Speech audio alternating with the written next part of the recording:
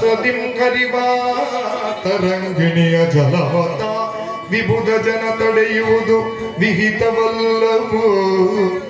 ಜಗತಿ ಜೋಡಿ ಜೀವಗಳು ಬಯರು ಅಭುಜನಾಭನದಯದೊಳಿಂತು ಒಂದಾದಿಗರು ಪ್ರಭುವಿನ ದೇಶವೆಂದರಿತು ಹಾರೈಸುವುದೇ ಶುಭ ಲಕ್ಷಣ ಶುಭ ಲಕ್ಷಣ ಶುಭ ಲಕ್ಷಣ.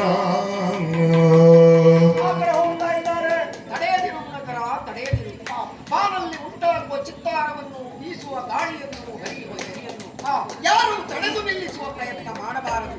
ಈ ಜಗತ್ತಿನ ಜೋಡಿ ಜೀವಗಳೆರಡು ಜಾತಿ ಎನ್ನುವ ಪದವನ್ನ ಮರೆತು ಪ್ರೀತಿ ಎನ್ನುವ ಪದವನ್ನ ಮುಂದಿಟ್ಟುಕೊಂಡು ತಮ್ಮ ಪ್ರೇಮ ತರಮನೆಯಂತ ಸಾಗುತ್ತಿರುವುದನ್ನು ಕಂಡ್ರೆ ಇದುವೇ ಇವರ ಬದುಕಿನ ಶುಭ ಲಕ್ಷಣ.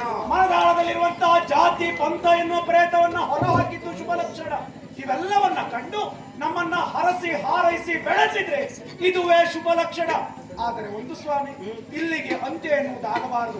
ಮುಂದೆ ನಡೆಯುವಂತ ಇವರ ಕಲ್ಯಾಣೋತ್ಸವವನ್ನು ಕಾಣಬೇಕು.